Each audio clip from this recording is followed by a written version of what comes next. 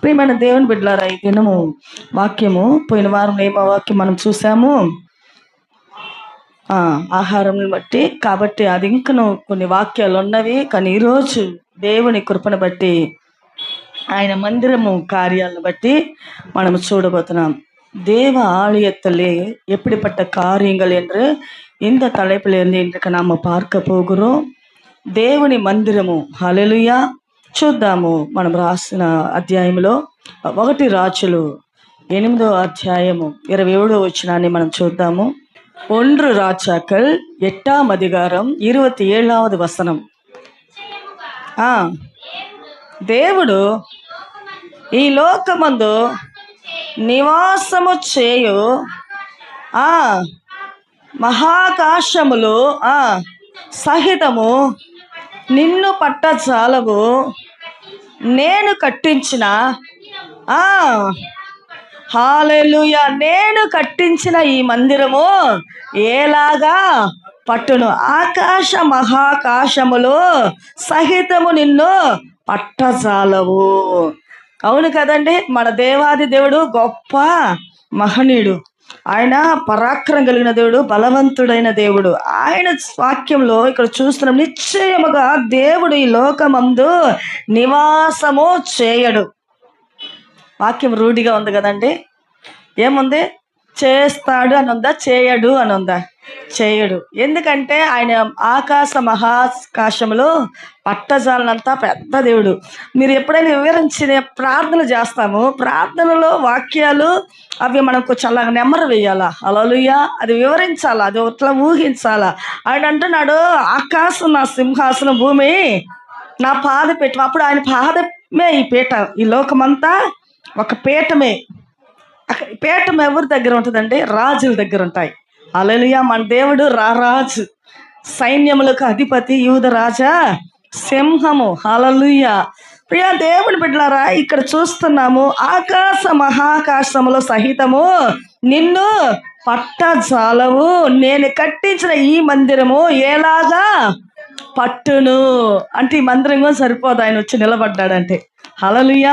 కాబట్టి ఆయన గొప్ప దేవుడిని మనం నమ్మి ఆశ్రయించి ఇక్కడికి వచ్చి ఉన్నాము. వచ్చిన మనల్ని దేవుడు ఒట్టుగా పంపిడు.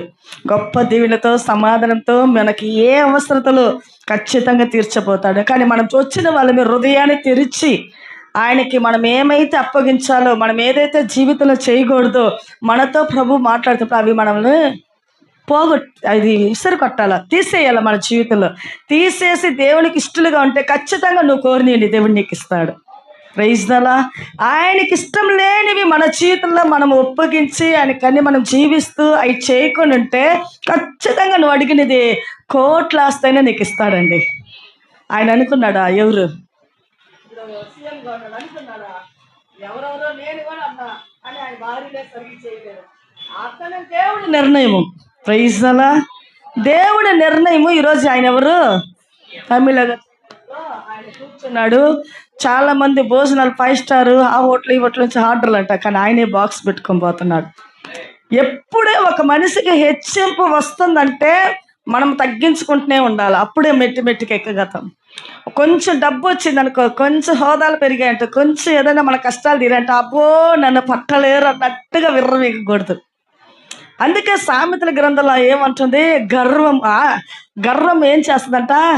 నాశనానికి ద్వారం తీస్తుందంట, దారి. ఎవరికైతే హెచ్చింపు వస్తుందో, గర్వం వస్తుందో, అది ఎక్కడో ఒక నాశనానికి పోద్ది అనమాట. హల్లెలూయా. ప్రియ దేవుని బిడ్డలారా, ఇక్కడ చూస్తున్నాము, ఆయన ఆకాశ మహాకాశంలో సహితము పట్టజాలవు. నేను కట్టించిన ఈ మందిరము ఎలాగా పట్టును. హల్లెలూయా. ఇది ఎవరు చెప్తున్నారు ఈ మాట? పరిశుద్ధ గ్రంథం చదువుతున్నారా? చదవాలి అనుదినము. చదివేటప్పుడే మనకి ఇవన్నీ మన జ్ఞాపకాలకి మంచిగా అర్థమవుతుంది. ఇది సొలొమోను రాజు చెప్తున్నాడు. హల్లెలూయా. ఎవరు చెప్తున్నాడు? దావీదు కుమారుడు. ఆయనే జెరూసలేం ఆలయాన్ని కట్టింది. మేము గత ఈ సంవత్సరంలో స్టార్టింగ్లో నుంచి నెహెమ్యా గ్రంథాన్ని, ఎజ్రా గ్రంథాన్ని చదివితే ఆయన మందిరాన్ని ఎలా కట్టారు, ఎంతమంది కట్టారు, ఎన్ని గోత్రపు వారు వచ్చి, ఎన్ని జాతులు కారు, ఎటువంటి స్త్రీలు పురుషులు బలాఢ్యులు, వాళ్ళ గోడలు ప్రాకారాలు కడుతున్నప్పుడు 10 అడుగుల దూరంలో కత్తులు అంటే ఇక్కడ ఈ బొడ్లో నడుమునికి కట్టుకొని గోడలుగా ఎవరు వచ్చి ఏం చేస్తారు? ఈ మందిరాన్ని ఎవర్రా మిమ్మల్ని కట్టమన్నారు? యుద్ధాలకి వస్తారు, మందిరాన్ని కట్టినట్టున్నారని వారిని ఎదిరించటకు కత్తిలేడు పెట్టుకొని ఉన్నారు. కట్టుపని దేవుని మందిరాన్ని, హల్లెలూయా, దేవుని మందిరాన్ని కట్టారండి. హల్లెలూయా.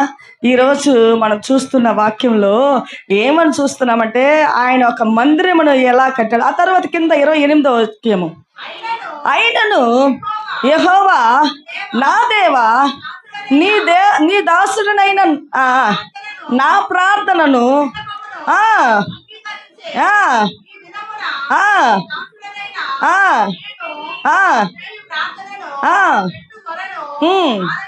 Praise the lord. ఈ దినమున నేను చేయు ప్రార్థనను, నేను పెట్టు మొరను ఆలకించి. ఇప్పుడు నువ్వు పెట్టే మొర యేసయ్య ఆలకించును గాక. ఆమేన్. నీకు ఆశీర్వాదాలు ఇవ్వును గాక, నువ్వు ఆశీర్వాదంతో పోవును గాక. హల్లెలూయా. మన మొర ప్రభు ఆలకిస్తున్నాడు. నీ మనసులో ఉంటున్న వ్యాధులు, బాధలు, దుఃఖము, ప్రశ్నలు, ఇరుకులు, ఇది సరిపోద్దా, ఇది సరిపోదేమో అని నీలో నువ్వు సతమవుతున్న నీ ఆలోచనలు ప్రభు ఎరిగి ఉన్నాడు. హల్లెలూయా. ఖచ్చితంగా ప్రభు మనకు చేసేవాడు అంది. అందుకే ఇక్కడ వాక్యం అండి, అయినను యెహోవా నా దేవా నీ దాసుడినైనా నా ప్రార్థనను విన్నపమును అంగీకరించుము. మన ప్రార్థనలు ఎట్లుంటాయి? ఏసయ్య అది చెయ్యయ్యా, ఇది చెయ్యయ్యా, అట్ట చెయ్యయ్యా, ఎట్ట చెయ్యయ్యా, వాళ్ళు నా మీదకి వాళ్ళు నాశనం అవ్వాలయ్యా. హల్లెలూయా. ఇలాంటి ప్రార్థనలు చేస్తారు కొంతమంది. మా రోషులు లేపితే ప్లీజ్ ఏసయ్యా, ప్లీజ్ ఏసయ్యా, మా నాన్నకు మంచి ఆరోగ్యం, ప్లీజ్ ఏసయ్యా, మా అత్తమ్మకి తొందరగా పాప పుట్టాల. వాడి ప్రార్థనలు అప్పట్లో. హల్లెలూయా. ప్లీజ్. హల్లెలూయా. మనం ఎలా చేస్తున్నాం? మన ఇళ్ళల్లో ఒంటరిగా చేస్తున్నాము, ఫ్యామిలీగా చేస్తున్నాము, కానీ మన ప్రార్థన శబ్దంగా చేస్తే నీ మందము, నీ సోంబేరితనము, నీ ఏదో ఒక నీరసం, ఇవన్నీ పట్టాపంచలైపోతాయి. మనం ఇట్లా గొలుగుతారు చూడు, అసలు ఆ ప్రార్థనే పోదు. మన కాలు దుమ్ము దూసి కూడా నీ నోరుని, నీ మనస్సుని, నీ ఆలోచనలు మొత్తం సాక్రిఫై చేయాలి. ఎవరికి? యేసయ్యకి. ఫుల్ అండ్ ఫుల్ ఆయనకి అప్పగిస్తూ స్తుతి యాగము ధ్వనించబడాల. మనం గృహంలో అక్కడక్కడ ఆయా మూలల్లో ఎవరు మేము ఉన్నామో చేయాలా. ఇళ్ళల్లో చూస్తే తెల్లవారిన దాకైనా మొబైల్ చూస్తారు, కానీ నేను చూస్తున్నా ప్రార్థన ఉండదు, బైబిల్ ఉండదు. ఆశీర్వాదాలు అయితే మాకు కావాలా. ఆదివారం టు ఆదివారం కరెక్ట్గా పోతాము, అది కూడా టైంకి రాము. మా ఇష్టం అది. ఇదేమి ఇష్టము? మా ఇష్టము, మా చాయిస్. ఒక రూల్స్ అనేది, ఒక పద్ధతులు అనేది, క్రమాలు అనేది మాకు పాటించడానికి ఇష్టం ఉండదు. మా ఇష్టానికే నిద్రలేస్తాం. మా ఇష్టానికి ఒక ఆదివారం ఒక్కరోజు ఒక్కరోజు లేదు. నీ ఉద్యోగానికి ఒక రోజు లేసి ఒక రోజంతా నిద్రపోయి ఇంట్లో ఆ ఆదివారం కూడా దొంగలించాలా. ప్రార్థన ఉంటే కదా హృదయంలో భయము, భక్తి, వాక్యం చదివితే కదా, వాక్యంతో పాటు యేసయ్య మనతో మాట్లాడే అనుభవం ఉంటే నీ మనస్సు ధ్వనిస్తుంది భయముతో. హల్లెలూయా. భయము లేని జీవితంగా ఆశీర్వాదానికే వస్తున్నావంటే అది నీ స్వార్థము. దేవుడికి ఇష్టలుగా ఎప్పుడున్నాం మనము? కొంచెం ఆలోచన చేయండి. నీ మనసారా இருதயத்துல யோசனை பண்ணுங்க. கொஞ்சம் யோசிங்க. ஒரு செகண்ட் யோசிங்க. நான் எப்படிப்பட்ட தகுதி உள்ளவனா இருக்கிறேன், நான் எப்படிப்பட்ட தகுதி உள்ளவளா இருக்கிறேன், நான் எப்படிப்பட்ட ஜபம் வாழ்க்கை இருக்கா இல்லையா, வேதத்தை வாசிக்கிறேனா இல்லையா, ஜபத்துல தரித்திருக்கிறேனா என்றது. நாம் ஒருமித்து வாசம் செய்ய முடியவில்லை என்றால தனிப்பட்ட வாழ்க்கையில ஜபம் என்றது ரொம்ப ரொம்ப முக்கியமாக இருக்கிறது. கர்த்தர் இடத்துல நாம் பேசணும். அவர் காத்து கொண்டு ஒவ்வொரு நாளும் உன்னுடைய அறையில, நீ படுக்கிற இடத்துல அவர் காத்து கொண்டு ஏக்கத்தோடு பார்த்து கொண்டு இருக்கிறார். என் மகள் இன்றைக்காகிலும் செபிப்பாளா, என் மகன் இன்றைக்காகிலும் செபிப்பானா. ஏதோ தேவைகளுக்காக செபிக்கிறோம், ஆசீர்வாதங்கள் பெறுகிறதுக்காக செபிக்கிறோம், நம் காரியங்களை வெற்றியாக முடிக்க வேண்டும் என்று செபிக்கிறோம். ஆனா கர்த்தருக்கென்று அவரோட ஒரு ஃப்ரெண்டை போல, ஒரு சிநேகிதனை போல, ஹல்லேலூயா, செபிக்கணுன்ற வாஞ்ச இருதயத்துக்குள்ள ஊறப்படணும். ஹல்லேலூயா. இப்படிப்பட்ட வாழ்க்கை ஒன்றும் இருக்காது, ஜபமே இருக்காது. விசுவாசம் என்றது எப்படி வர்றோங்க? ஹல்லேலூயா. எனக்கு ரொம்ப பாரமா கஷ்டமா இருக்க, என்னுடைய சபை ஏப்பா இப்படி இருக்கிறதுன்றா. எல்லாருமே யார் எப்படிப்பட்ட மூஞ்சிகள்? தூங்கு, சொல்லலாமா? தூங்கு, மூஞ்சிகள், சோர்வின். எவ்வளோ தூங்கினாலும் பத்தாது, எவ்வளோ படுத்தாலும் பத்தாது. எல்லாத்துக்கும் நேரம் நேரம் நேரம் கரெக்டாக நம்ம அதை பயன்படுத்தி கொள்ளுவோம். ஆனால் కర్తరికి என்று మనసారా మనం ఆలోచన చేద్దామా? దేవునికని సమయాన్ని ఎంతవరకు మనం కేటాయించి ఇస్తున్నాము. ఆయనకంటే ఒక సమయాన్ని ఇస్తున్నప్పుడు ఆయన ఎంత సంతోషపడతాడండి. ఒక తండ్రి ఒక బిడ్డ చెప్పిన మాట వినక ఉంటున్న ఆ బిడ్డ కొంతకాలం ఆ బిడ్డ మారి దేవుడు తల్లికి తండ్రికి ఇష్టడుగా మంచి బిడ్డగా ఉంటే ఆ తల్లిదండ్రులు ఎంత సంతోషపడతారండి. హల్లెలూయా. పోయిన వారంలో కూడా మా చిన్న కుమారుడు కొంచెం ఏడుపుతో దుఃఖంతో బాధతో ఉన్నాడు. గత రోజులంతా బాధతోనే ఉన్నాడు. నాకే ఒకలాగా ఉంటుంది చూసేటప్పుడల్లా, ఏంది ప్రభువా, ఎందుకు ప్రభువా అంటే ఒక్క బిడ్డ అట్లా ఉంటే ఎట్టయినా బాధే కదండి మనకి. అప్పుడు నేను విచారించి అడిగితే ఎంత తల పూసుకొని నేర్చుకున్నాడు. ఈరోజు హ్యాపీగా ఉన్నాడు. హల్లెలూయా. ఈరోజు హ్యాపీగా ఉన్నాడు. ఎందుకంటే ఆ బిడ్డకి ఏం కావాలని విచారిస్తున్నాము.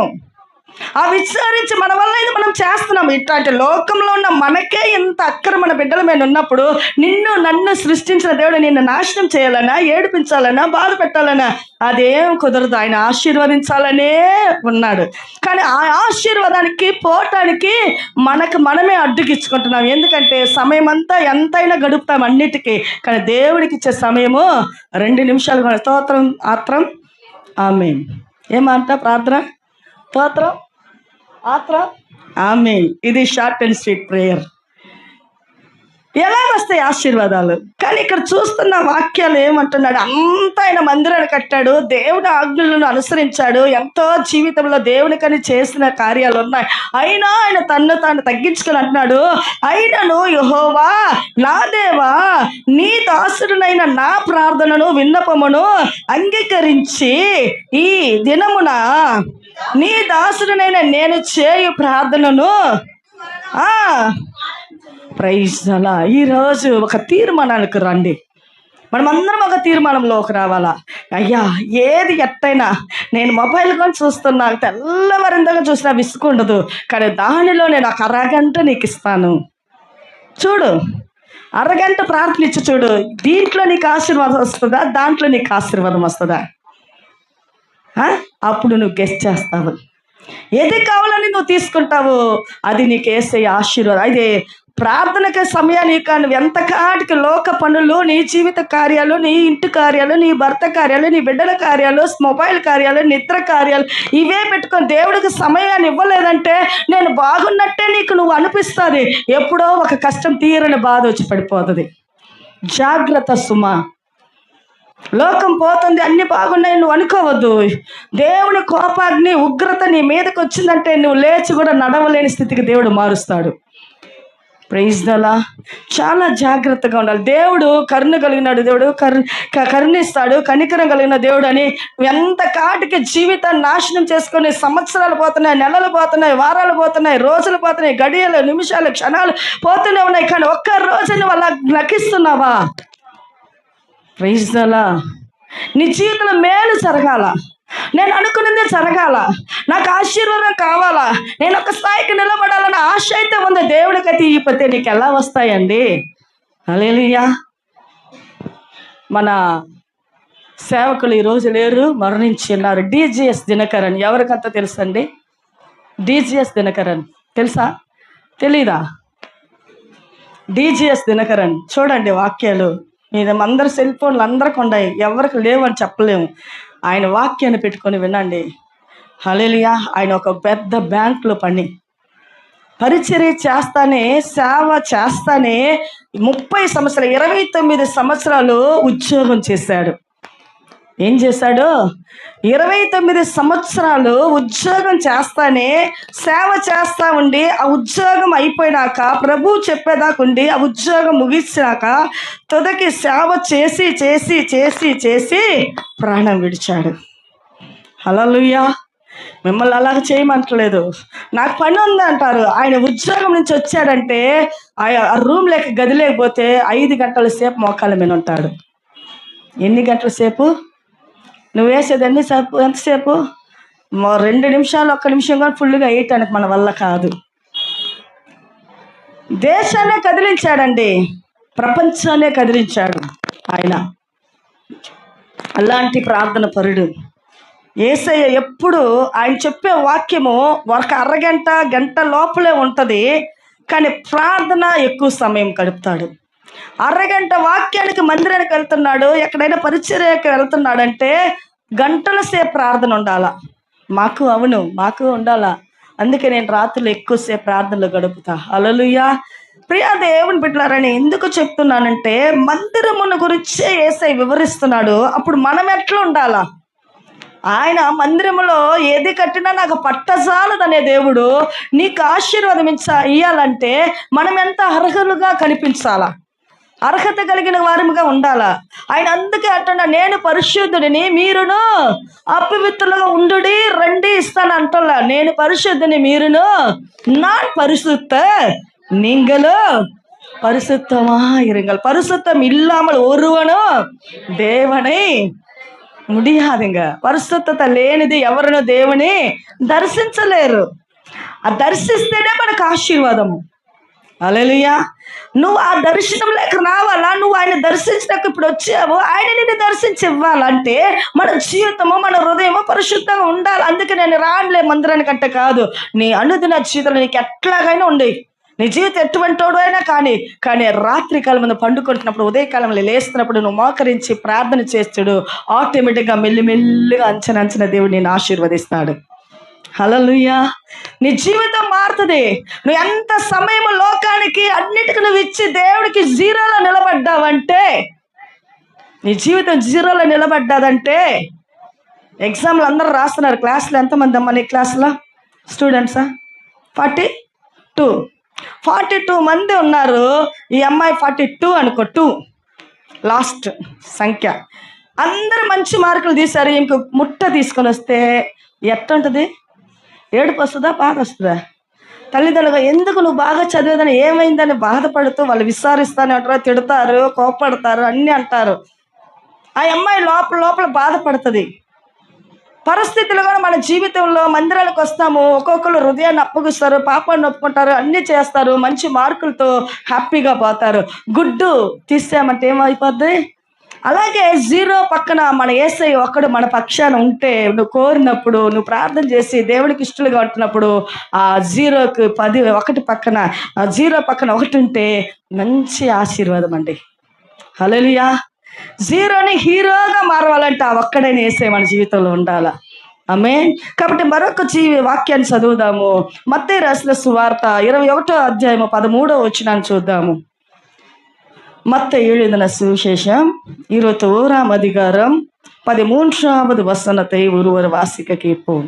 తెలుగులో చదువుదమ్మా, సమయం లేదు కాబట్టి. నా మందిరము ఏమనబడునంట? నా మందిరము ప్రార్థనా మందిరం అనబడును.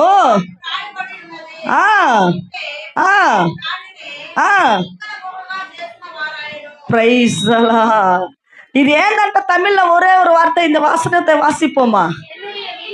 என்னுடைய வீடு ஜப வீடு எனப்படும் என்று எழுதி இருக்கிறது.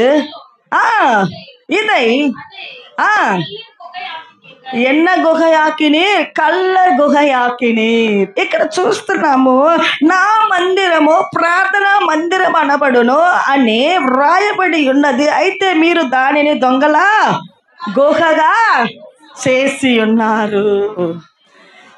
దొంగల గుహగా. చూడండి, ఇక్కడ మనం ప్రార్థన జరిగించి వాక్యాన్ని చూసి మంచిగా ఉంటాము. వాక్యం అయిపోయిన వెంటనే ప్రార్థన చేయించుకునే వాళ్ళు చేయించుకుంటారు, కానీ మిగతా వాళ్ళు కూర్చొని ఏదో ఊరి కథలు వచ్చేస్తాయి. మనం చాలా జాగ్రత్తగా ఉండాలి. ఆ ప్రసన్నత వాక్యం ద్వారా విన్న మన మనసు మార్పును, తీర్మానాలు, ఆ ఆశీర్వాదాలు మనం జాగ్రత్తగా పట్టుకొని మన ఇంట్లోకి ప్రవేశించాల. మన గృహం లేకపోతేనే నువ్వు అనుకునేవి జరుగుతాయి. ఇక్కడ కూర్చొని ఒట్టి మాటలు, వేరే ఆలోచనలు, వేరే ఉద్దేశాలతో జరిగినాయంటే ఆ ఆశీర్వాదము నీ ఇంటి దాకా ఛాన్సే లేదు, రాదండి. హల్లెలూయా. కరెక్ట్గా మీరు బాగా గమనించండి. ఆరాధన ముగించి ఇంటికి వెళుతున్నప్పుడు దారి మార్గంలో రోడ్లో నుంచినా నీకు ఆశీర్వాదం అక్కడ కోల్పోతావు. ఇక్కడ ఏదన్నా మాటల్లో వేరే ఉద్దేశాలు, నీ ఆలోచన మనస్సు పోయిందంటే ఆశీర్వాదం కోల్పోతున్నాము. ఆశీర్వాదాలకి రాకపోతున్న కారణాలు ఏంటంటే మన ప్రవర్తన. బ్రదర్స్, పెట్రోల్ దాకా పెట్రోల్ పోసుకొని వస్తా అంటే అక్కడ పోయి అంగట్లో పెట్టేస్తాడు. పెట్రోల్ బంకులో పోద్ది నీ ఆశీర్వాదం, నీ ఇంటికి రాదు. ఆదివారంకి ముందు రోజు ఏం చేయాలా? ప్రిపేర్ అవ్వాలా. రేపు ఆదివారం అంటే ఈరోజు రాత్రి కానీ బట్టలు ఇస్తారు వేసుకోరు ఇల్లు, అంతా సోంబేరి వాళ్ళు. ఉదయాన్నే లేస్తారు, దానికి ఒక అరగంట కానీ ఎట్టయినా పోతున్నాం కదా మందిరానికి, ఎట్టయినా పోతాం. వాళ్ళు ఎప్పుడైనా స్టార్ట్ చేసుకొని వచ్చి చర్చి పనులు చేయండి యవనస్తులు, మంచి వయసు ఉన్నోళ్ళు, అవన్నీ మాకొద్దు, మేం పోతాం అంటే అది నీ మూర్ఖతనే, నీ ఇష్టము, నీకని నువ్వు వేసుకున్న రూల్స్. సంఘంను బట్టి నువ్వు పాటించటం లేదు, క్రమాలు నువ్వు పాటించట్లేదు. ఆ ఆశీర్వాదాలు ఎలా నీకు నాకు వస్తాయి? హల్లెలూయా. ప్రియ దేవుడు బిడ్డలారా, ఏదో ఒక రోజు దేవుడు మనకు తీర్పు చేయక మానడు. ఆ తీర్పు వచ్చినప్పుడు నువ్వన్నీ అనుకొని ఏడుస్తావు. అయ్యా నేను ఇది చేశాను, ఇది తప్పు చేశాను, ఇక మొదలుకెళ్ళా అనుకుంటావా? అని కరుణించి నమ్మి ఇస్తాడు మళ్ళీ బాగు చేసి. అయినా నువ్వు పాత జీవితం వదలకుండా పోతే మరి ఏం చేయగలరు యేసయ్య? గద్దించక మానడు. హల్లెలూయా. ఎప్పుడైతే నీ హృదయంలో చురుకుతనము, నీ మాంస శరీరంలో, ఆదివారం అన్ని రోజులు పండుకో, నిద్రపో, అన్నంగా ఉందనొద్దు, ఎంతైనా అదే అంటాడు. ఏందంట? బర్రె మేనా ఆవు మేనా? వర్షం కురిస్తే అదే కదిలిద్ది, అదే ఎండ పడితే కదిలిద్ది, అదే దాని స్కిన్ ఎట్ట ఉంటుంది? చాలా మందము, దానికి ఏం తగిలినా నొప్పి ఉండదు, ఎట్ట కొట్టినా నొప్పి ఉండదు. పెద్దోళ్ళు అంటారు, నేనైతే దగ్గర పోయి తాకి ఇప్పుడు చూడలేదండి. హల్లెలూయా. సామెతలు కదండి, అది నిజమే. వాళ్ళు ఎంతో అనుభవించబట్టి ఆ సామెతల గ్రంథంలో ఆ మాటలు పలికిస్తున్నాయి. హల్లెలూయా. కాబట్టి ఇక్కడ చూస్తున్న వాక్యం ఏంటంటే, మన జీవితంలో మనం ఎలా ఉండాలనేది ప్రాముఖ్యమైనది. నీకు ఆశీర్వాదం ఎలా మందిరానికి వచ్చినప్పుడు పొందుకోవాలనేది ప్రాముఖ్యమైనది. మనం వస్తుంది ఎందుకు? మన జీవితాలు బాగుండాలా, అవునా కాదండి? దానికి కాదని వాళ్ళు చెయ్యొద్దండి,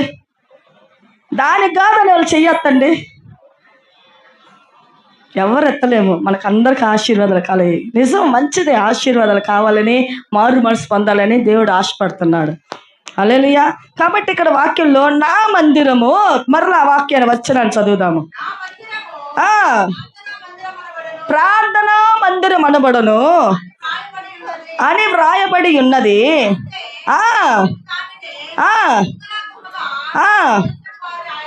చూడండి, ఇది ఏమైందంటే, అయితే మీరు ఏం చేస్తారు? దీన్ని దొంగల గుహగా, అంటే నా జీవితం మారలేదు, నా మాటలు మారలేదు, నాకు ప్రార్థన అనుభవలేదు, వాక్య అనుభవలేదు, విశ్వాసిగా ఉండటానికి అర్హత లేని దానిని ఇక్కడికి వచ్చి కూర్చున్నా నేను ఎవరిని?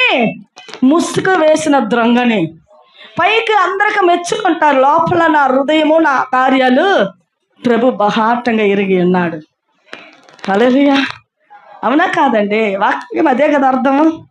ఎన్ని ఉన్నా సరే సరిచేయబడటం లేదు. అందుకే ఇదే అయింది, అందరం కూడుకుంటున్నాం కానీ దేవుడికి ఇష్టలుగా ఎంతమంది ఉన్నామని ఆయనకు తెలుసు. రాత్రి మనం ఏం చేసి వచ్చాము? ప్రార్థన చేసామా? వాక్యం చదివామా? ఈరోజు ఉదయకాలనైనా ప్రార్థన చేసామా? వాక్యం లేసాను, అడిచిపుడిచి లేట్గా లేసి ఇష్టానికి లేసి రెడీ అయ్యి వస్తున్నానా? హృదయంలో ఒక పట్టుదల కలిగి రావాలా. ప్రతి ఆదివారం ఇట్లే, ప్రతిరోజు ఇట్లే. అందుకే దేవుడు అంటున్నాడు, మీరు ఏం చేస్తున్నారు? మీరు దానిని దొంగల గుహగా చేసి ఉన్నారు. ఇది ఏం చేసి ఉన్నారు? ఇక్కడ దొంగల గుహగా ఉన్నది. ఒకరికొకరికి ముఖాలు చాటు చేసుకుంటూ, పాపాలు ఒప్పుకోక, దోషాలు మానక. అర్థమవుతుందండి? Praise the Lord. పోయిన వారంలో దేనికి అమ్ముకున్నాడు ఆయన? అన్నగారు దేనికి అమ్ముకున్నాడు? చేస్తత్వాన్ని ఒక్క పూట అన్నానికి అమ్మేశాడు తమ్ముడికి కదండి. కానీ వాగ్దాన పూర్వకంగానే పుట్టారు వీళ్ళిద్దరూ. ఎలా పుట్టారు? వాగ్దాన రూపంగా. ఇస్సాకు గారు ప్రార్థన చేస్తారు, తన భార్య గొడ్రాలని అందరికి చెప్తున్నారయ్యా, ఇన్నేళ్ళైంది నా భార్యకి గర్భాన్ని ఇవ్వండి, గర్భఫలం లేకున్నాము అనేసి. కానీ ఇస్సాకు ప్రార్థన, చాలా మంది భార్యల కొరకు ప్రార్థన చేస్తారు, ఎంతమంది నాకైతే తెలియదు, దేవుడికే ఎరుగు. కానీ ప్రతి స్త్రీలు భర్తల కొరకు, బిడ్డల కొరకు, కుటుంబం కొరకు ప్రార్థన చేస్తారు. దానికి నేనే సపోర్ట్. హల్లెలూయా. ప్రతి స్త్రీలకి భర్త బాగుంటే నా ఇల్లు బాగుంటుంది, నా బిడ్డలు బాగుంటారు. ప్రతి భర్తకి ఆ భార్య ఎటువంటి బరువు మోసినా సరే వాళ్ళని కూడా విచారించే భర్తలు మంచోళ్ళు ఉన్నారండోయ్. మన బ్రదర్స్ అంతా మంచోళ్ళే, భార్యని ప్రేమించేవారు. హల్లెలూయా, హల్లెలూయా. ప్రియా దేవుని బిడ్డలారా, ఇక్కడ చూస్తున్నాము, ఇది దొంగల గుహగా మారుస్తున్నాము. ఇది దొంగల గుహగా ఉండాలంటే నీవు దేవుడి మందిరంలో టైం చెప్పినప్పుడు క్రమంగా వచ్చావంటే నువ్వు దొంగల గుహగా నువ్వు చేయవు. ఆ పాపంలో, నీ నేరంలో, ఈ స్థలంలో నీకు నేరస్తులు కావు, నేరస్తురాలుగా కావు. Praise the Lord. కాబట్టి 14 వచనం చూద్దాము. కృంటివారును దేవాలయంలో ఆయన ఎద్దకు రాగా ఆయన వారిని ఏం చేశాడంట? హల్లెలూయా. చూడండి, కృంటివారు పుట్టిన మొదలుకొని గర్భంలో నుంచి వచ్చిన వారే కృంటివారు. కళ్ళు లేని వాళ్ళు గర్భంలో నుంచి వచ్చినప్పుడే కళ్ళు లేను. మూగవారు చెవుటివారుగా ఉంటారు, 2 ఉండదు వాళ్ళకి. మాట్లాడకపోతే మూగవారికి చెవులు వినపడతాయండి, 2 చేయబడవు. చెవు వినపడదు, మాట రాదు. వాళ్ళు ఎప్పుడు మధ్యలో కాదు, పుట్టుకల్లోనే వచ్చేస్తారు. కానీ ఇక్కడ వాక్యం ఏం చేస్తారు? కృంటివారును దేవాలయంలో ఆయన యొద్దకు రాగా ఆయన వారిని స్వస్థపరచెను. అటువంటి పుట్టుకలో నుంచి వచ్చిన వారికే స్వస్థత కలుగుతుందంటే నీకు అన్ని బాగా ఇచ్చిన వాడివి, నీ మనస్సు దేవుడికి ఇవ్వవా? నువ్వు దేవుడికి మనసు ఇచ్చి నీ జీవితాన్ని మార్చుకొని ఆయనకన్నీ పరిశుద్ధంగా నువ్వు జీవిస్తే ఖచ్చితంగా నీ కార్యాలు ప్రభువు చేస్తాడు. హల్లెలూయా. కృంటోళ్ళు నడిపించాడు, గుడ్డోళ్ళు చూపించాడు, పుట్టకలో నుంచి వాళ్ళకి లేని ఇచ్చిన దేవుడు నీకు మధ్యలో వచ్చిన ఈ పాపాలు శాపాలను తీసివేయలేడా? హల్లెలూయా. తీసేస్తాడు. కానీ మనము దానికి అర్హులమా అని అట్లా చిన్నగా మనం ఏం చేయాలో ఒక సెకండ్ ఆలోచన చేయాలా. హల్లెలూయా. అదే కీర్తనలు రాసిన గ్రంథంలో 92వ కీర్తనలు, సంగీతం 92వ అధికారం 12వ వచనం 13వ వచనத்தை వాసిక కీర్తనలు 92, 12, 13.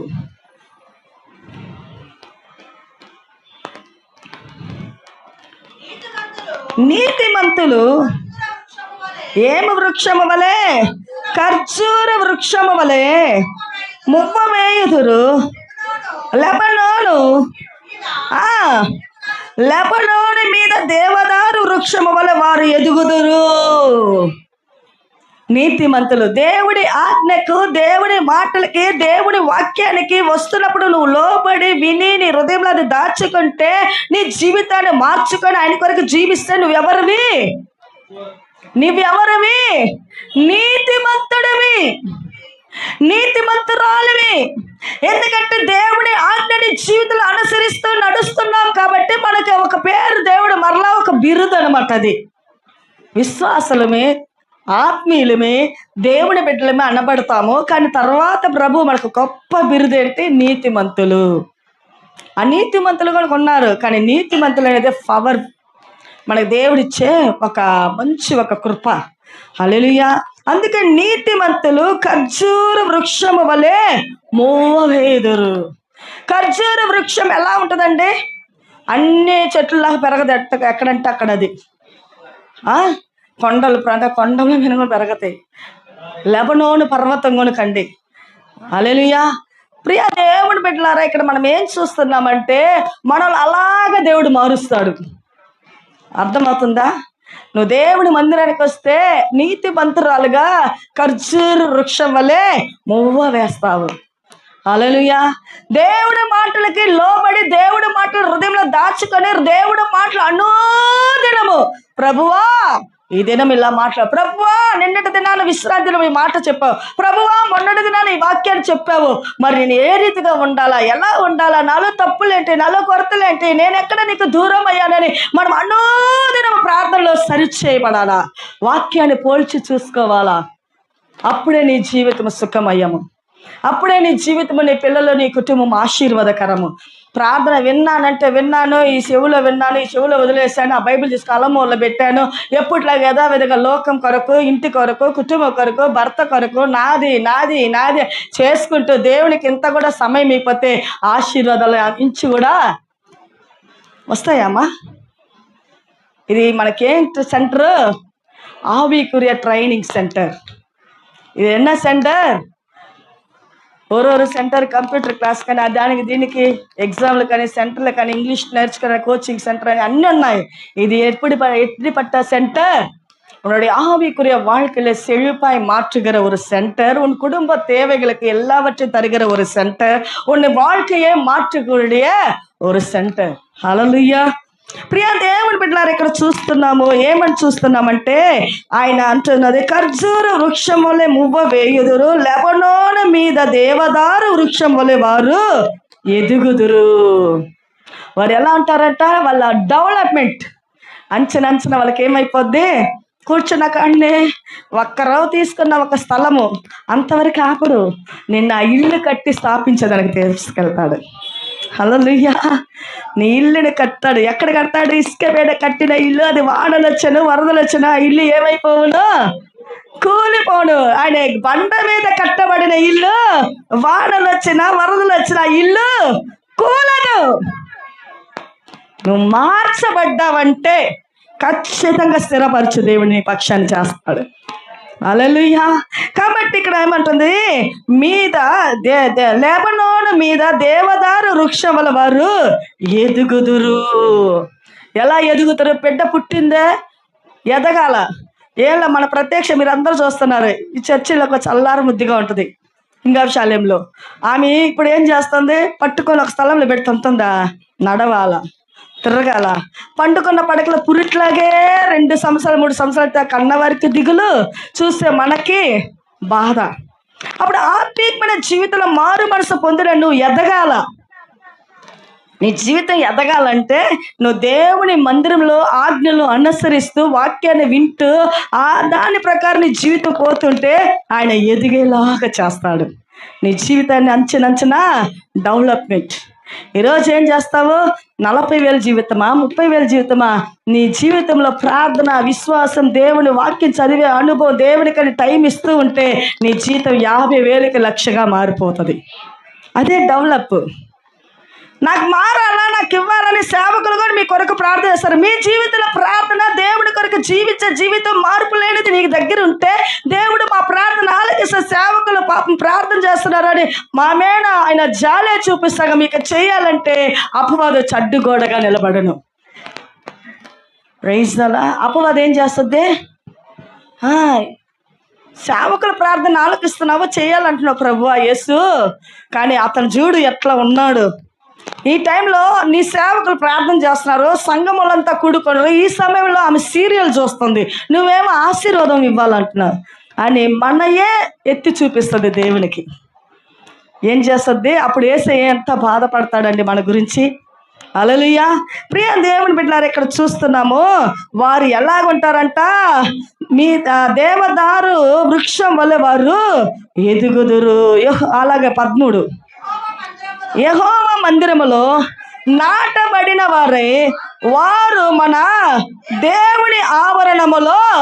హల్లెలూయా. వాళ్ళు దేవుని మందిరములోన ఏం పడతారు? వర్ధిల్లుదురు. వాడి జీవితం ఎప్పుడు అంతే, ఏ మార్పు వర్ధిల్లదండి. మాటకి అలా మాట్లాడతారు. అప్పుడు చూసినట్టు ఇప్పటికి మరీ దిగజారాడండి. కష్టాలు కష్టాలు కష్టాలు ఏమైనా మారితే కదా వాడికి డబ్బు వచ్చినప్పుడు ఒక జీవితము, డబ్బు లేనప్పుడు ఒక జీవితము, నటన 2 వేషాలు అని అంటారు.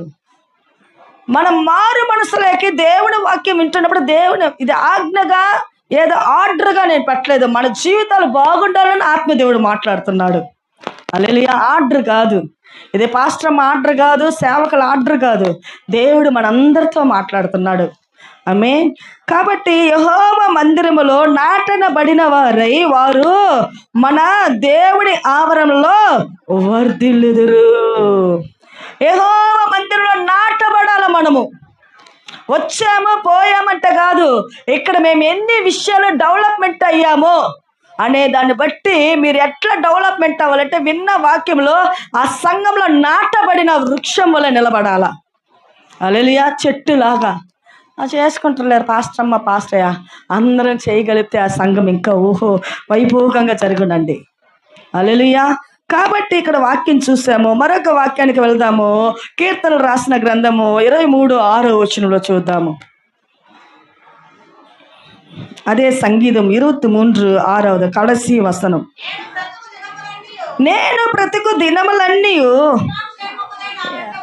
ఏమి క్షేమములంట, ఏమి క్షేమములంట, కృపాక్షేమములే నా వెంట వచ్చును. చిరకాలం యెహోవా మందిరములో నేనేం చేస్తాను? నివాసం చేస్తాను. తమిళ அந்த வசனத்தை வாசிப்போம். 23ஆம் அதிகாரம் சங்கீதம் 6வது வசனம் கடைசி வசனம். என் ஜீவனுள்ள நாளெல்லாம் நன்மையும் கிருபையும் என்னை தொடரும். நான் கர்த்தருடைய வீட்டிலே நீடித்த நாட்களாய் நிலைத்திருப்பேன். நான் கர்த்தருடைய வீட்டிலே நீடித்த நாட்களாய் நான் நிலைத்திருப்பேன். விழுந்திருப்பேனா? நிலைத்திருப்பேன். நிலைத்திருக்க வேண்டும் என்றால் உன்னோட ஜெபம் என்றது கர்த்தரோட பற்றுதலோடு இருக்க வேண்டும், வைராக்கியத்தோடு இருக்கணும். ஜீவியத்துல தேவனுக்கென்று ஏதாவது சாதிக்கணும், விசுவாசத்தில் நான் வளரணும், ஜெபித்ததை நான் பெற்றுக்கொள்ள வேண்டும் என்று ஒரு పట్టుదలోடு இருக்க வேண்டும். అందుకే ఈ వాక్యం చెప్తుంది, నేను బ్రతుకు దినములన్నీయో 36 వయసు 60 వయసు 80 వయసు అంతవరకు నేను ఎవరి దగ్గర ఉంటాను? అందుకే ఇక్కడ నేను బ్రతుకు దినములన్నీయో కృపాక్షేమములే. నాకేం క్షేమములు? కృపాక్షేమములు. ఆయన కృప మన పైన ఉంటే అవ్వనది కూడా అవ్విద్దండి. వాడు మారడు వాడు అంతేనా? నీ మనసుగా నీకు వెక్స్ని ఇస్తుంది, కానీ ఆ జరగని కార్యం జరిగించే దేవుడు అండి. హల్లెలూయా. నువ్వు వెక్స్ అయినా సరే దేవుడికి అసాధ్యమైనది ఏమి లేదండి. ఆయనకి అసాధ్యమైనది, ఆయన ప్రజలకి నెమ్మదిని సమాధాని కృపాక్షేమంలో కలిగించాలని ప్రభువు చెప్తున్నాడు. ఏమని చెప్తున్నాడు? నేను బ్రతుకు దినములన్నీ కృపాక్షేమములే నా వెంట వచ్చును చిరకాలము. చిరకాలం అంటే ఒక్కరోజు కానీ గ్యాప్ లేదు. అర్థమవుతుందా? ఒక్కరోజు కానీ గ్యాప్ లేదు. చిరకాలం మనతో ఏం చేస్తున్నట్టు ఆయన యెహోవా మందిరం రోజు మన వారానికిలో స్పెషల్ మీటింగ్ కన్నా రాండి అంటే మన స్త్రీలకు కష్టము. ఒక అరగంట లేదు, నెలలో 4 వారాలు నువ్వు ఉద్యోగం పోయేదాన్ని, ఒక్కరోజు రా లీవ్ వేసి, లేదు శుక్రవారం అయినా కలుసుకో, మంగళవారం 3 కార్యాలు ప్రభు మన బట్టే. ఒక వారంలో 2 రోజులు, నెలకు ఒక స్పెషల్ మీటింగ్. అక్కడ ఆ రోజు స్పెషల్ మీటింగ్ మన భోజనాలు ఎలాగైనా సిద్ధపడిపోతాయి, అది ఎలాగైనా సిద్ధపడిపోతాయి.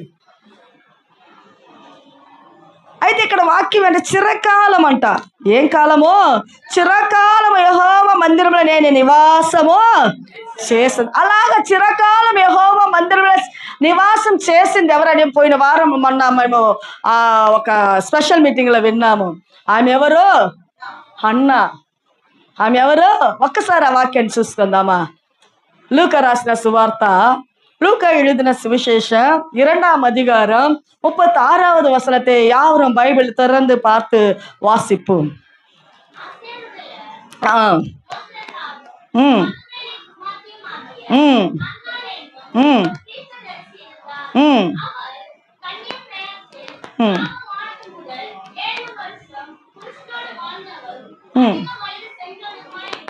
ప్రైజ్ అలా తెలుగులో చదువుదామా?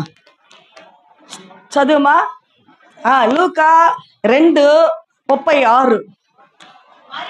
మరియు ఆషేరు గోత్రికురాలైన పనూయేలు కుమార్తె, ఈ తండ్రి పేరు ఏం పేరు? పనూయేలు. ఆమె ఏ గోత్రానికి చెందింది? ఆషేరు గోత్రికురాలు. ప్రైజ్దలా. ఇవన్నీ గుర్తు పెట్టుకోవాలి మనము. ఆమె ఏమి గోత్రికురాలంటే ఆషేరు. నేనేం గోత్రికురాలని తెలుసా? మీకు తెలుసా? నేను పశువుల పాక. నన్ను ఎవరైనా ఏదైనా అడిగితే మా ఇంటి వేరేదని అడుగుతారు. ఎక్కడైనా ప్రేయర్లు విన్నా బాగా తెలిసి బాగా తెలుగోలుగా మనోళ్ళుగా ఉంటే, అమ్మా మిమ్మల్ని నేను చూస్తున్నానమ్మా, మీ బంధువులు తెలుసమ్మా, మీ ఇంటి పేరేంది అంటాడు. నేను అంటాను పశువుల పాక. హల్లెలూయా. నజరేతుపురము. ఇలా కొంచెం, ఎందుకంటే దేవుని బిడ్డలం కదండి. హల్లెలూయా. అందుకే ఇంకేముంది, మరియు ఆషేరు గోత్రికురాలును పనూయేలు కుమార్తెనైన హన్నా అను ఒక ప్రవక్తి ఉండెను. ఆమె ఎవరంట? ప్రవక్తరాలు, ఒక తీర్ఘదర్శి. ఆమెకి ఎలా ఆ పేరు ఇవ్వబడింది, ఎలా ఆమె ప్రవచించుటకు కృపావరమును పొందిందంటే అక్కడ జరుగుతున్న విషయాన్ని చూద్దాము. ఆమె కన్యత్వము మొదలుకొని చాలమ్మా, ఆమె ఎన్నేళ్ళు పెనిమిడితో సంసారం చేసిందంట? 7 ఏళ్ళు పెనిమిడితో సంసారము. వాక్యం చెబుతుంది, నేను చెప్పలా. మీరు ఇంటికి పోయినాక కూడా మళ్ళీ రాసుకొని పోయి చదివి కరెక్టా తప్ప అని మీరు కొంచెం చూడండి. పెనిమిటితో 7 ఏళ్ళు మాత్రం కన్యత్వం మొదలుకొని బాల్యకాలం నుంచి కన్యత్వంలోకి వచ్చిన ఆ సమయం నుంచి 7 సంవత్సరాలు మాత్రమే ఆమె పెనిమిటితో సంసారం చేసింది. ఆ పైన ఏం జరిగింది? పెనిమిటి చనిపోయాడు. లోకానికి ఆశపడి పరుగులెత్తలామి, మరొక పెళ్లి చేసుకోవాలని పరుగులెత్తలామి, ఇంకొకరు తప్పుడు ఉద్దేశాలతో కామ వికారమైన జీవపడంబల శరీరపు ఇచ్చలుగా ఆమె పరుగులెత్తలా. అర్థమవుతుందా? ఆమె ఎన్నేళ్ళు పెనిమిటితో సంసారం చేసింది? ఆమె కన్యత్వం మొదలుకొని 7 ఏళ్ళు మాత్రమే. అలా సంసారం చేసిన తర్వాత ఆమె దేవునిలో వాడబడింది. హల్లెలూయా. పెనిమిటి పోయిన తర్వాత ఆమె ఎవరికి వాడబడింది? ఆమె ఒక ప్రవక్తరాలు. ఎస్, అలాంటి జీవితాలు ఉన్న వాళ్ళు గొప్ప ఆశీర్వాదాలు మేలులు పొందుకుంటారండి. అయితే ఆమె ఏం జరుగుతుందంటే, ఆమె పెనిమిటితో ఎన్నేళ్ళు అయిందంటే కన్యత్వము మొదలుకొని 7 ఏళ్ళు పెనిమిటితో సంసారము చేసి బహుకాలము గడిచినదై. బహుకాలము గడిచిందంటే ముసల ప్రాయం వచ్చేసింది. ఏమొచ్చేసింది? ముసల ప్రాయము. యవన కాలంలో కాక బాగా పిల్లలు మంచిగా పెద్దవాళ్ళు అయ్యి ఏజ్ అట్నే చేసిన పిల్లలు ఉన్నా సరే భార్యని కోల్పోయారంటే భర్తకు లోపల ఉంటుంది, అయ్యో ఇంక నాకు బట్టలు ఉతికిస్తారు, నాకెవరు వచ్చిన వెంటనే అన్నం చేసి పెడతారు, నాకు వచ్చిన వెంటనే ఏదైనా నాకని ఇంట్లో ఎవరైనా చేసి పెట్టే వాళ్ళు ఉన్నారా, నాకంటే నా భార్య పోయింది, ఆ దిగులతో ఏడ్చే మొగాళ్ళు కూడా ఉంటారండి. భార్య పోయింది అనే దానికన్నా ఎక్కువ బాధ ఎక్కడ ఉంటుంది? నాకని చేసి పెట్టేవాళ్ళు. ఒక భర్త అంట భార్య భర్త అంట ఒక ఊర్లో, బాగా వినండి. భార్య భర్త అయితే ఆ భర్త దినమంతా పొలం పనులు చేసుకొని వస్తాడంట ప్రతిరోజు. వచ్చిన వెంటనే ఈ భార్య అంట ఎదుర్కొని చెంబు నీళ్ళు ఇచ్చి మంచిగా ప్రేమ చూపించి భోజనాలు పెడుతుంటే ఆ భర్త తింటూ అంటాడంట, నీకేమమ్మా ఎండకి గాలికి వర్షానికి ఎటువంటి చలికైనా నేను పోయి చేయకపోతే తప్పదు, గృహము జరగదు, మనకు అన్ని కావాలి కదా, నీకేం నీడ పట్టిన ఇంట్లోనే ఉన్నావు అని ఒక వ్యసనంతో మాట్లాడుతానే ఉంటాడంటే ప్రతిరోజు ఏదో ఒక మాట, నేనే కష్టపడాలా అని. ఒకరోజు ఏం జరిగిందంట, భార్య బాధపడితేనే, లేదయ్యా నాకు ఇంట్లో చాలా పనులు ఉంటాయి అంటే, సరేలే నీకేముంది నీడ పట్లు ఉండి చేసుకునేదే కదా అనేవాడంట. ఒకరోజు భార్య కొల్లు బాలేక పడుకోనిందంట. పడుకొని ఉంటే ఉదయకాలంలో లేచే భార్య లేయలేదని పోయి దగ్గరికి పోయి చూస్తే బాగా జ్వరంతో ఉందంట. సరే అనేసి, నువ్వు జ్వరంతో ఉన్నావు, సరే నేను వెళ్ళి త్వరగా వచ్చి ఆ పని ఎవరికైనా అప్పుగిచ్చి వస్తాను. వచ్చేసాడంట. వచ్చేసిన కాడి నుంచి ఆమె కషాయం పెట్టించాడంట, గంజి గాసి ఇచ్చాడంట, బట్టలు ఉతికాడంట, సామాన్లు కడిగాడంట, వంట చేసుకుంటున్నాడంట. అన్ని ఇంటి పనులన్నీ చేస్తూ ఉంటే పొలం పనికైనా ఇది ఎక్కువ కష్టమని అలాగే ఏమైపోయారు, నీరసమై పడిపోయాడట. నీరసమై పడిపోయాక భార్య లేచి, ఏమైందా పడిపోయావంటే, ఏమేనే నేను నిన్ను అన్నాను కానీ నా పని కన్నా నీదే ఎక్కువ పని. హల్లెలూయా. నీ పని ఎక్కువ శ్రమ, క్షణం కూడా కూర్చోవాలో, బట్టలు ఆరేస్తే ఆర్య లేదని తీసుకురావాలా, మడతేసి పెట్టాలా, ఎవరైనా అక్కన పక్కన చుట్టాలో రక్త సంబంధాలు వస్తే వాళ్ళకి మనం పరామర్శించాలి, డబ్బు ఉందో లేదో ఎలాగో నువ్వు మెయింటైన్ చేస్తానే ఉంటావు.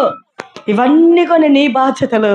ఇది చులకనగా నేను ఎత్తుకొని మాట్లాడానే, కానీ నీ భారము నాకన్నా 10 అంతులు ఎక్కువ. అప్పుడు అర్థం చేసుకున్నాడంట భర్త. ఒక్కరోజు ఇంటి పనికి భర్త ఏమయ్యాడు, మోర్చిల్లి పడిపోయాడు. భార్య ప్రతిరోజు తన జీవితాంతం ఎవరి కోసం చేస్తుంది, తన ఇంటి కొరకు. హల్లెలూయా.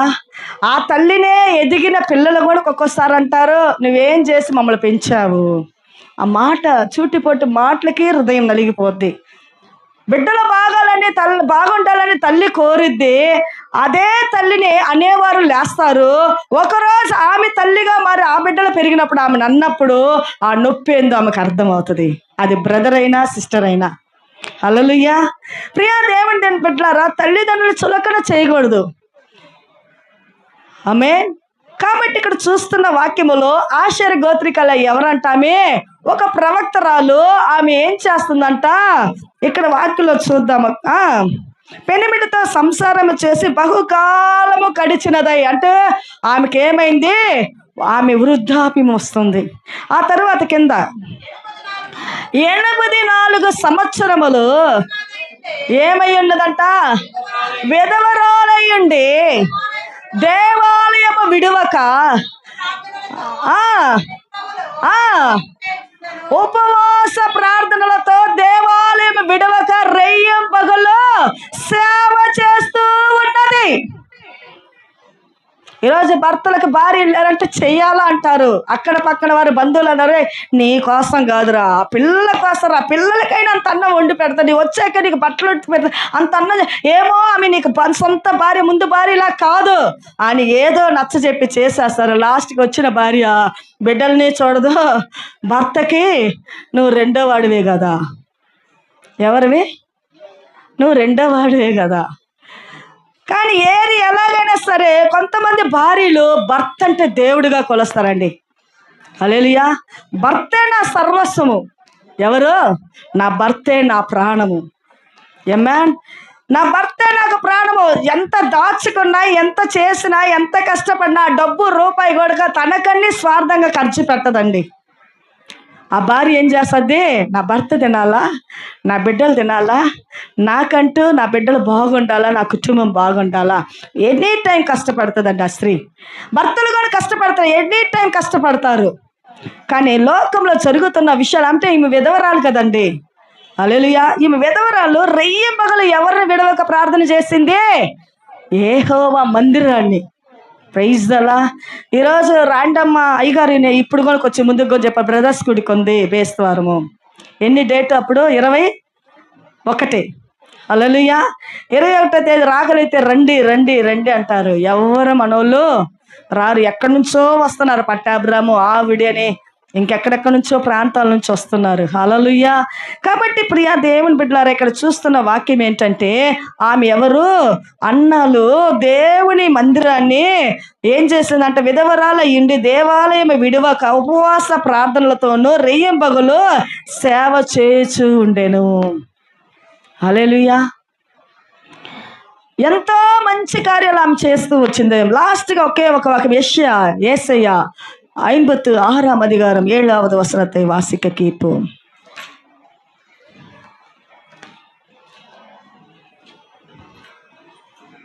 యెషయా 56 7వ వచనాన్ని.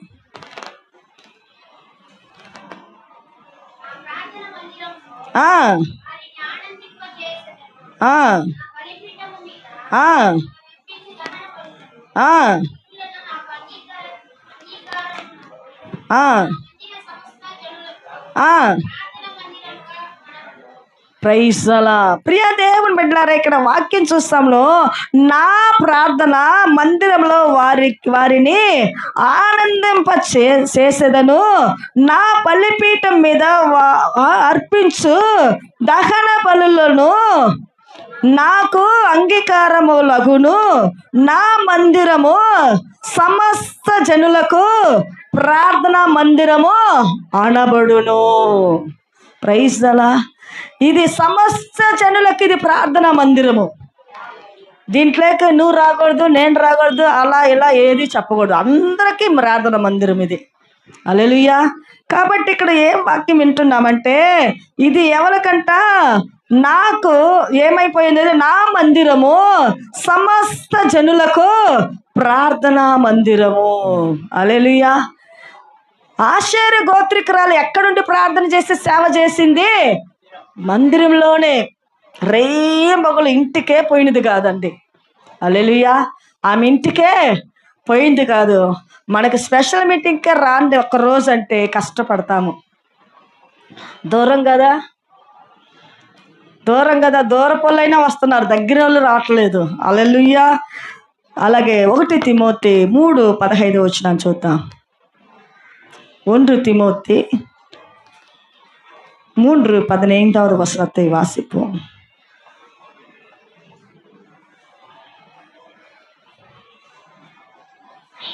అయినను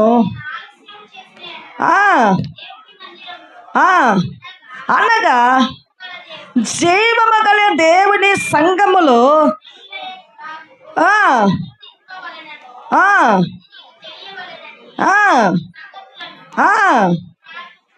వ్రాయుచున్నాను. ఆ సంఘము సత్యమునకు ఆధారమునై ఉన్నది. ప్రైజ్ అలా. ఈ సంఘము ఎవరిదై ఉన్నది? సత్యమునకు ఆధారమైన సంఘము. సత్యాన్ని ప్రకటిస్తుంది. చేదైనా తీసుకొని తినండి, ఖచ్చితంగా ఆశీర్వాదం ఉంది. కష్టంగా ఉంటుంది వాక్యాలు కొన్ని సమయాలలో. మనల్ని బాధపరిచినట్లుంటుంది, మననే చుట్టూ చేసినట్టుంటుంది. అది మనకి సత్యం చెప్పే సంఘము. హల్లెలూయా. అందుకే ఈ వాక్యంలో అయినను నేను ఆలస్యము చేసిన యెడల దేవుని మందిరంలో అనగా జీవగలిగిన దేవుని సంఘములో జనులు ఎలాగో ప్రవర్తింపవలెనో అది నీకు తెలియవలెనని. జనులు సంఘంలో ఎలాగో ప్రవర్తిస్తున్నారు. సంఘంలో ఎలా ప్రవర్తిస్తున్నారు? కూర్చున్న కాడనే మేము ఇట్లా వాక్యం చెప్తాము, అందరూ అనుకోలేదని మెసేజ్లు పెట్టుకుంటుంటారు, మొబైల్ నోడుతూనే ఉంటారు. వాక్యాన్ని చూసుకోండి, తప్పులేదు. వాక్యాన్ని చూసుకోండి, చదవండి, మంచిగా చూసుకోండి. సంఘపు ఆరాధన, దేవుని వర్తమానము, దేవుని పాటలు పాడుతున్నప్పుడు ఇక్కడ నీ ప్రవర్తన నేను చూడకపోయినా నా యేసయ్య చూస్తూ ఉన్నాడు. ఆయన కళ్ళు ఎవ్వరు మూయలేము. మూయగలమా? ఎవరు మూయలేము. ప్రైజ్ అలా. అప్పుడే డ్యూటీకి ఏమైనా పంపాలంటే పంపిస్తుంటారు ఎక్కడి నుంచే. ఇది దేవుడు మందిరం అని ఎంతకంత నువ్వు భయముతో, భక్తితో, వణుకుతో దేవుని జీవగలైన దేవుని ఆరాధిస్తావో అప్పుడు గొప్ప దీవెనలు మనకు వస్తాయి. హల్లెలూయా. నీ పని కార్యాలు మెసేజ్లు ఇక్కడ పెట్టి చూసి చేస్తే అది దీవెన కొంచెం కొనికి రాదు. అప్పుడు నీ ఉద్దేశము, నీ ఆలోచన, నీ మనసంతా ఎక్కడుంటుంది? ఆయన గెస్ట్ చేయలేడు. మనుషులమైన మనమే ముఖాలు చూస్తేనే గెస్ట్ చేస్తాము, కానీ దేవుడిని అంతరంగాల్ని పరిశీలించే మన యేసయ్య నన్ను కూడా ఆయన ఎంతవరకు చేస్తాడండి. హల్లెలూయా. కాబట్టి ఇక్కడ వాక్యం చెప్తుంది, అయినను నేను ఆలస్యము చేయని యెడల దేవుని మందిరంలో అనగా జీవగలిగిన దేవుని సంఘములో జనులు ఎలాగ ప్రవర్తింపవలెనో అది నీకు తెలియవలెనని ఈ సంగతులను మీకు వ్రాయుచున్నాను. పౌలు, అపోస్తలుడైన పౌలు ఆ సంఘానికి చెప్తూ రాస్తున్నాడు ఒక్క కార్యాన్ని. ఎలాగున్నారంట చూద్దామా? ఆ సంఘము సత్యమునకు ఎలా ఉన్నదంట? ఆధారమునై. సత్యానికి ఆధారం ఎవ్వరు రారు. నువ్వు సత్యము, నిజము, యథార్థత పలికవంటే లోకంలో ప్రజలు నిన్ను నచ్చరు. నిజం ఫలితం నచ్చిద్దా? మా ఇంట్లోనే నేను నచ్చనండి. మా ఇంటికి నిజం, సత్యం ఇది నేను నచ్చను. ఎప్పుడు షార్ప్, కరెక్ట్ ఉన్నది నచ్చదు. ఎంత వాళ్ళు కొనిగినా తిట్టినా నా బుద్ధి మారదు. ఎందుకంటే నా యేసయ్య నన్ను తెలుసుకునేసాడు. ఆయన హస్తంలో నేను ఉండా. నా బలిష్టమైన హస్తములో దీన మనస్కులై ఉండి తగిన కాలము సమయం వచ్చినప్పుడు నేనేం చేస్తాను?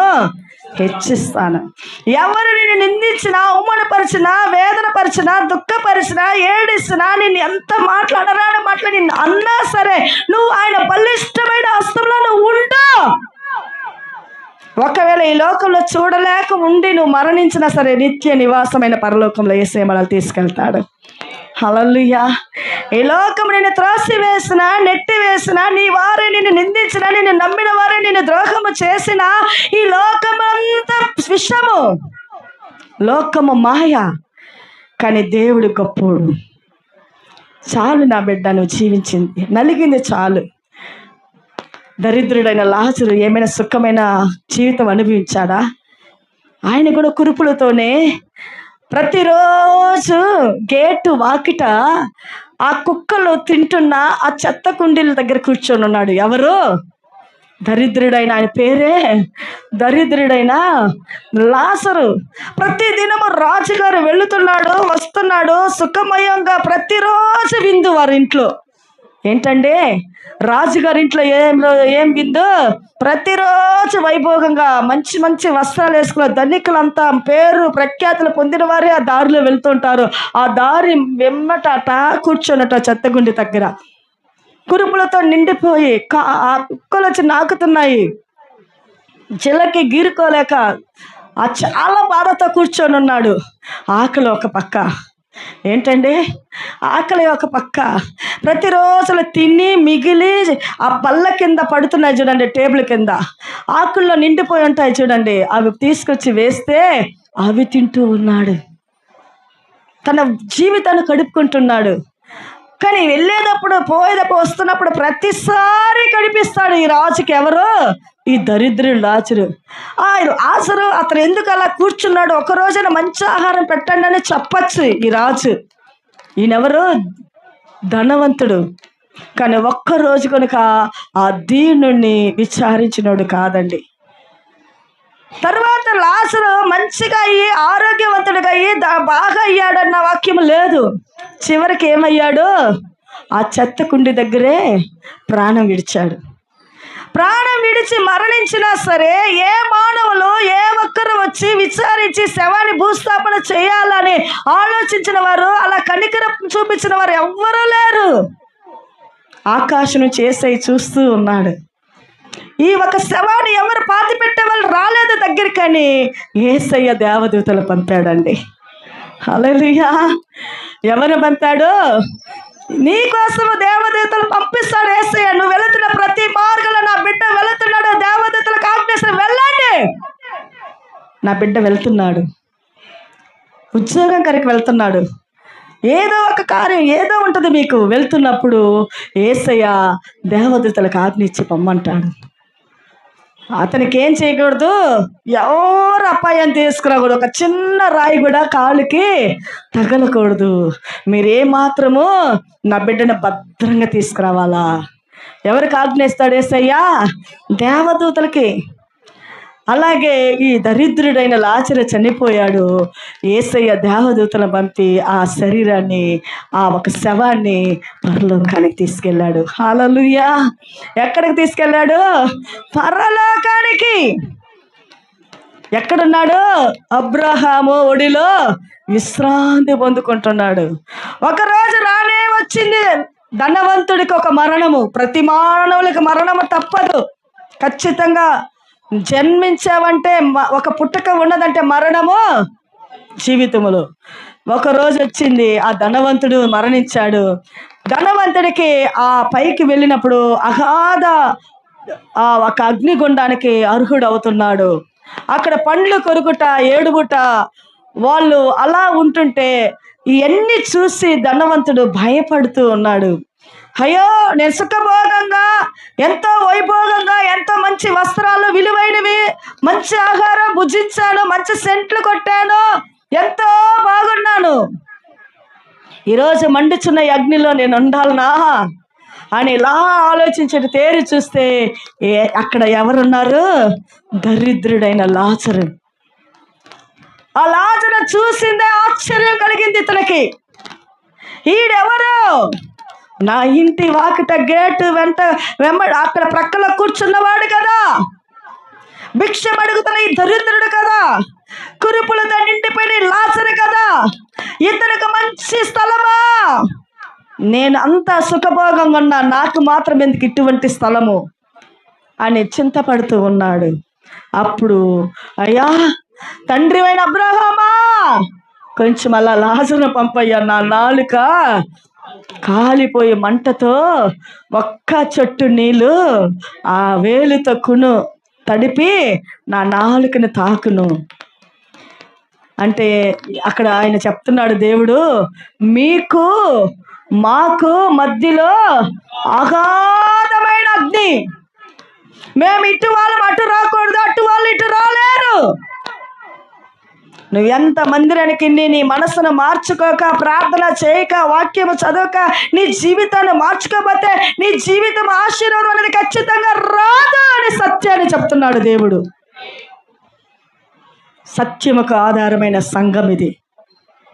బూటకంగా, నాటకంగా, కట్టుకథలు చెప్పి, ఐసు మాటలు చెప్పి, సోపులేసి, మీ దగ్గర ఏదో కానుకలు, దశమ భాగాలు తిని మేము కార్లు కొనాలా, వైభవంగా ఉండాలా, మా ఆశ అయితే లేదు. పిలిచిన దేవుని వాక్యాన్ని, సత్యాన్ని ప్రకటించాలి. ఎస్, మన జీవితాలు సుఖమయంగా ఉండాలని లాజరుని అడుగుతున్నాడు పంపమని, కానీ ఆ దేవాది దేవుడు రాలేడు. అయ్యా మరి నాకు ఇలాంటి తీర్పు, నా భూమిలో నాకు ఇంకను 5 అన్నలు ఉన్నారు. ఎంతమంది ఉన్నారు? వాళ్ళకి స్థితి రాకూడదంటే లాజరును పంపి నీ ఒక మార్గాన్ని చెప్పించు.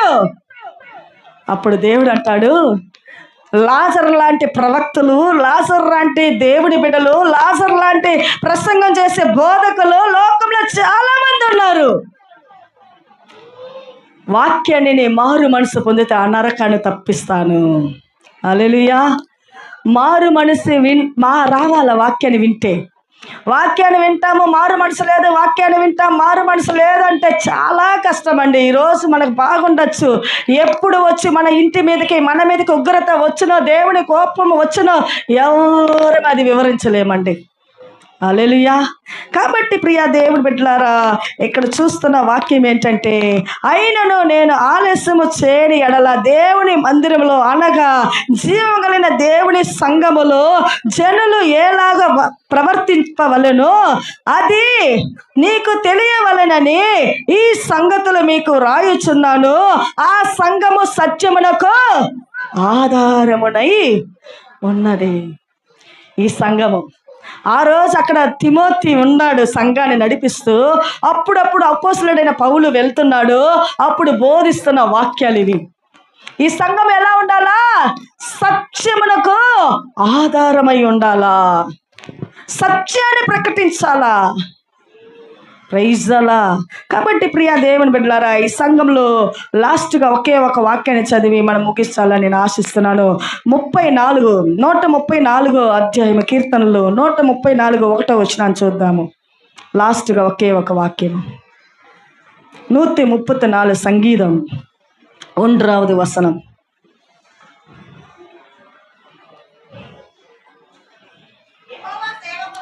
యెహోవా సేవకులారా,